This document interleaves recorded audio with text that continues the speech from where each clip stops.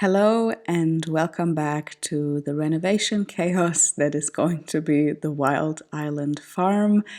I left you off in the month of July, and as I said in the last video, I unfortunately lost most of the footage of that time, so I cannot show you the process, but we were basically just building walls and making cement, carrying blocks. That was everything we did at the time. And then the month of August arrived. In the night from the 6th to the 7th of August, there was an extreme weather event on Pico Island, about which I will talk more in just a moment. But on the 7th of August was one of our renovation days. I had not slept a single second the night before. We were both, or not only both, our constructor as well, all of us were very, very tired and just exhausted from what had happened the night before. Our construction sand had been washed away. We had to see that the roof, unfortunately, was leaking, even though we had paid someone in the very beginning a lot of money to fix the roof, but apparently they didn't do a good job. And we had to keep on working.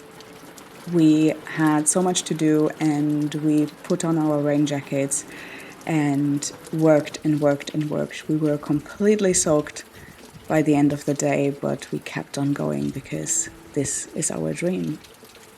Is this recording? Yes, I think so. It's so bright, I can't see. We had a landslide happening about 2 weeks ago.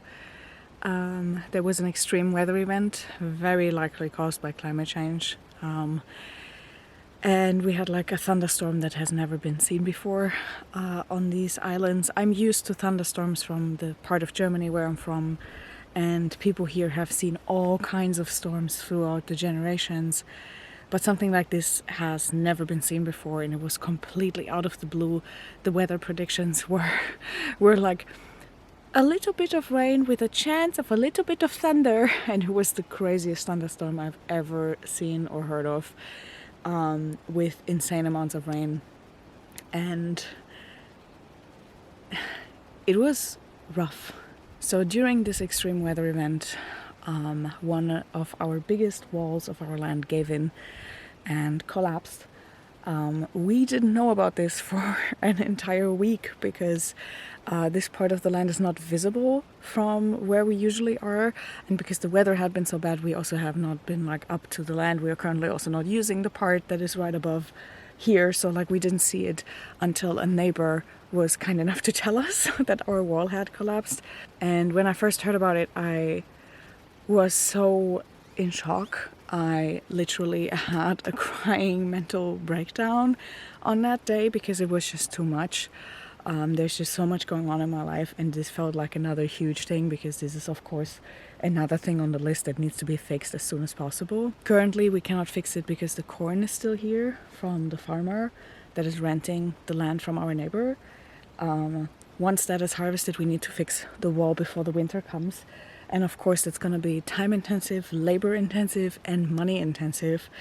And we don't have either of those things. We don't have time, energy, or money to do this, but we have to do it. And it's really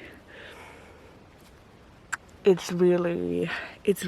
challenge to even think about it. Like, just thinking about it stresses me out so much, especially the financial and time aspect of everything. This wall has stood here for decades and decades and decades. It's not that it was not properly built or anything like that. It stood here for so many decades, and now just with an extreme weather event, it just collapsed. It couldn't withhold that anymore. It was a mixture of that extreme weather event and the fact that the fields here are used for grass and corn, and there is nothing to sustain the ground anymore. There are no trees, no bushes, no nothing. So things like that can happen. Those are consequences of climate change. And we were unlucky enough that this happened to us before we ever even moved in. And at a time where it could not be more inconvenient. But it is what it is. we gotta work with it. We gotta work with it. And luckily our neighbors are so kind and lovely and they're gonna help us get through this and fix this, because actually here the law is like this: whoever owns the land that is above a wall is responsible for the wall.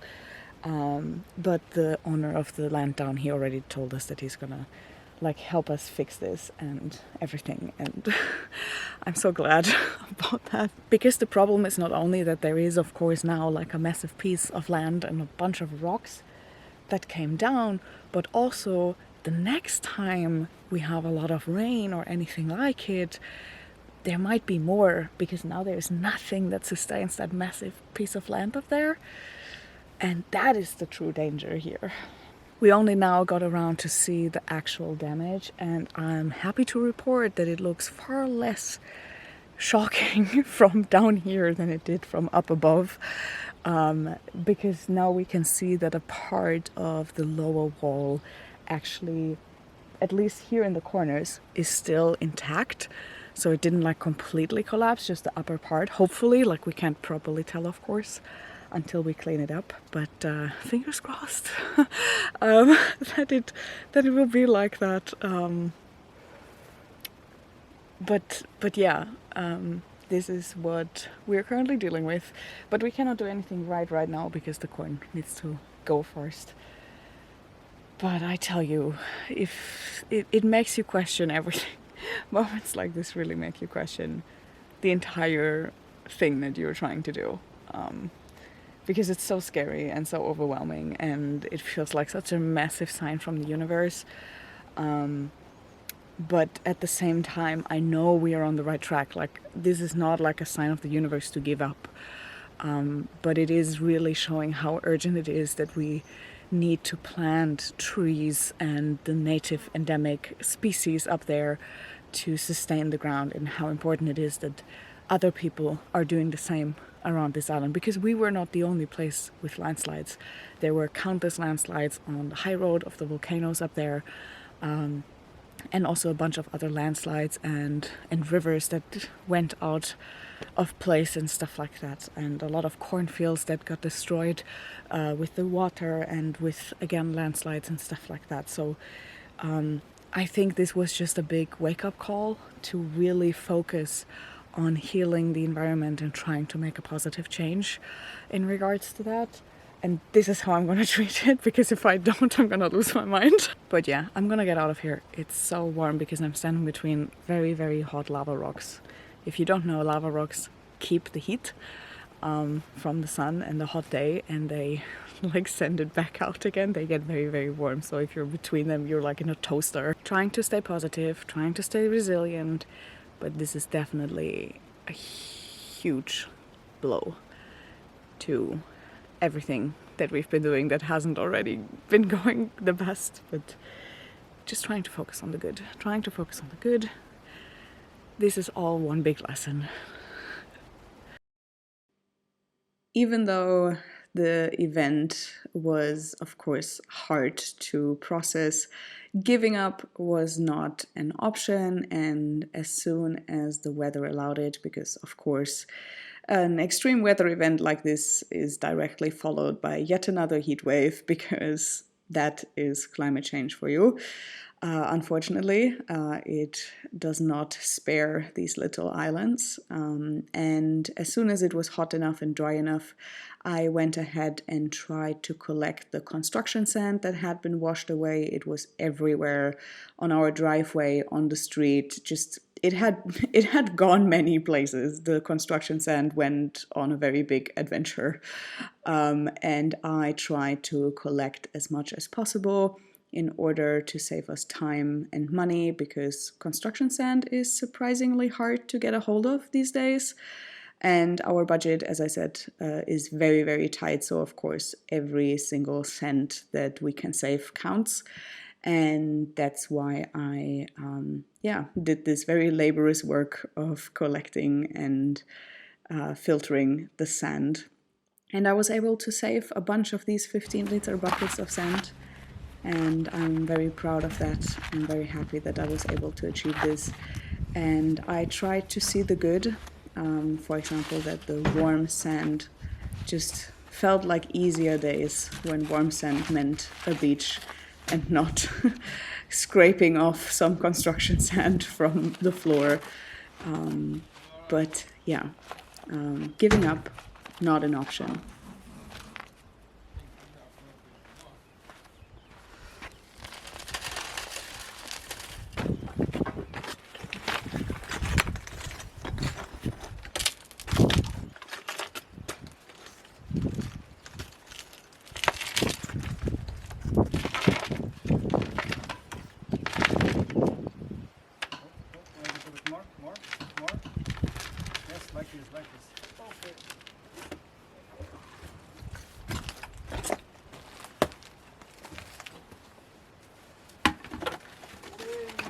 And some blocos. Yeah, why not? Sim, é verdade.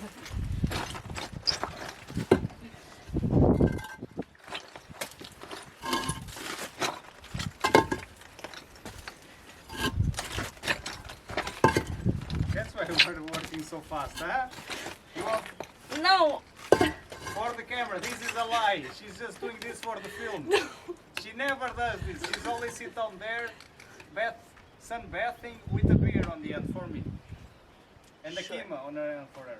one hand a kima and Yes. one hand a beer. Can I? Wait a second. Right now.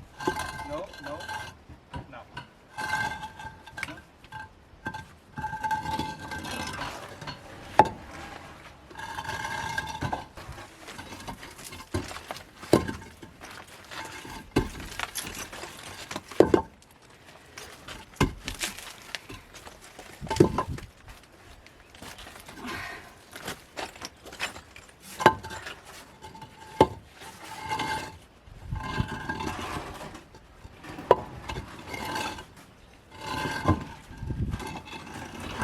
Oh, sorry, I thought you were closer.